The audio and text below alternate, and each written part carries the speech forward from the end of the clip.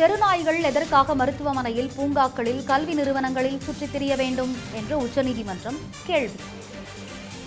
தெருநாய்கள் எதற்காக மருத்துவமனையில், பூங்காக்களில், கல்வி நிறுவனங்களில் சுற்றித் திரிய வேண்டும் என்று உச்சநீதிமன்றம் கேள்வி எழுப்பியிருக்கிறது. அண்மை செய்தியை பார்க்கின்றோம். தெருநாய் ஆதரவாளர்களுக்கு உச்சநீதிமன்ற நீதிபதிகள் சரமாரி கேள்வி.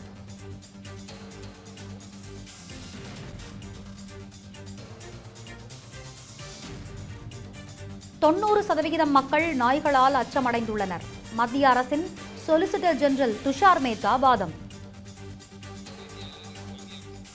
விவரங்களை வழங்குவதற்காக இணைகிறார் செய்தியாளர் கவியரசன். கவியரசன், இந்த தெருநாய் விவகாரத்தை பொறுத்தவரைக்கும் உச்சநீதிமன்றம் தற்பொழுது சரமாரி கேள்வியை எழுப்பியிருக்கிறது. விவரங்கள் என்ன, விரிவாக வழங்குங்க. வணக்கம் ரம்யா.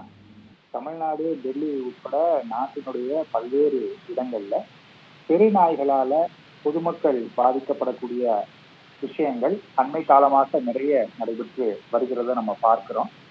குறிப்பாக சின்ன குழந்தைகள்ல நாய்களால அதிகம் பாதிக்கப்படக்கூடிய காட்சிகளை தான் நமக்கு அதிர்ச்சியை ஏற்படுத்தி இருந்தன. இந்த நிலைமையில இது தொடர்பான வழக்கை உச்சநீதிமன்றம் விசாரிக்குது. அப்ப பொது இடங்கள்ல நாய்கள் இருக்க வேண்டாம், அந்த நாய்களை அங்கிருந்து அப்புறப்படுத்தி கருத்தடை ஊசி போடுங்க அப்படின்னு உத்தரவு போடுறாங்க. அதற்கு விலங்கு நல ஆர்வலர்கள் எதிர்ப்பு தெரிவிக்கிறாங்க. மேலும் உச்சநீதிமன்றம் இந்த தீர்ப்பை மறுபரிசீலனை செய்யணும், இந்த உத்தரவை அப்படின்னு அவங்க வலியுறுத்திட்டு வந்தாங்க. அது தொடர்பாக வழக்குகளும் தொடரப்பட்டன. தற்போது அந்த வழக்குகளை இன்றைக்கு உச்சநீதிமன்றம் விசாரிக்குது. அப்ப அரசு தரப்புலையும் சரி, அதே போல விலங்கு நல ஆர்வலர்கள் தரப்புலையும் நீதிமன்றத்துக்கு உதவுவதற்காக நியமிக்கப்பட்ட வழக்கறிஞரும் தங்களுடைய வாதங்களை முன்வைக்கிறாங்க. அப்ப நீதிபதிகள் அதுல குறிப்பிட்டு சில கேள்விகள் எல்லாம் கேட்கிறாங்க. அதுல முக்கியமான விஷயம் அப்படின்னு பார்த்தோம்னா, மருத்துவமனைகள்ல, பூங்காக்கள்ல, கல்வி நிறுவனங்கள்ல தெருநாய்கள் எதற்காக சுற்றணும், அங்க எதுக்கு நாய்கள் இருக்கணும் அப்படின்னு கேள்வி கேட்கிறாங்க.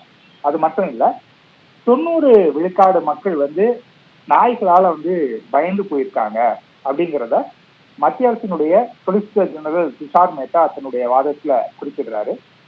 நாய்கள் உள்ளிட்ட எந்த விலங்குகளையும் பொதுமக்கள் வசிக்கிற இடத்துல அனுமதிக்கிறது ஆபத்தாக முடியும் அப்படின்னு அவர் சொல்றாரு. அதற்கு விலங்கு நல ஆர்வலர்கள் தரப்புல ஆஜரான வழக்கறிஞர் அனைவரையும் நாய் கடிக்கிறது இல்லை அப்படின்னு சொல்றாரு. அப்ப நீதிபதிகள் என்ன கேட்கிறாங்கன்னா, நீங்களும் நானும் வேணா நாய்களால கடிபடாதவர்களா இருக்கலாம், ஆனா எல்லாரும் அப்படி இல்லை, நிறைய பேர் நாய்களால பாதிக்கப்படுறாங்க. இப்படி வாதம் முன்வைக்கிறீங்க. நீங்க என்னைக்காவது சாலையில 2 வீலர் ஓட்டிட்டு போயிருக்கீங்களா? அப்படி போயிருந்தா உங்களுக்கு இந்த பிரச்சனை என்னன்னு தெரிய வந்திருக்கும்னு நீதிபதிகள் சொல்றாங்க. நாய்கள் குறுக்கே வருவதால பல வாகன ஓட்டிகள் விபத்தை சந்திக்கிறாங்க அப்படிங்கிறதையும் அவங்க குறிப்பிடுறாங்க. சரி, இந்த பிரச்சனைக்கெல்லாம் தீர்வு அப்படிங்கிறது தெருநாய்களை அப்புறப்படுத்துறது இல்ல, அவற்றை அப்புறப்படுத்தி காப்பகத்தில் அடைக்கிறதுனால எந்த பலனும் இல்லை அப்படின்னு விலங்கு நல ஆர்வலர்கள் தரப்புல சொல்லப்படுகிறது. அப்ப நீதிமன்றத்துக்கு உதவுவதற்காக நியமிக்கப்பட்ட வழக்கறிஞர் அகர்வால் ஒரு பாயிண்ட முன்வைக்கிறாரு. விலங்குகளை கட்டுப்படுத்த பல மாநிலங்கள் போதிய வழிமுறைகளை இதுவரைக்கும் வகுக்கல.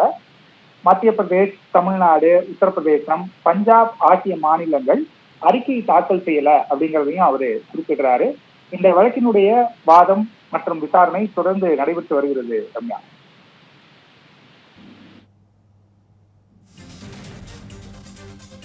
விவரங்களை விரிவாக வழங்கியமைக்கு நன்றி கவியரசன். இந்த பண்டிகை நாட்களை முன்னிட்டு வில்லா மனைகளை முன்பதிவு செய்து ஸ்டாம்ப் டியூட்டியில் 50% வரை தள்ளுபடி பெறுங்கள். Premium villa plots across Tamil Nadu from 4.5 lakhs to 3 crores. One layer G Square. For details call 8939750009.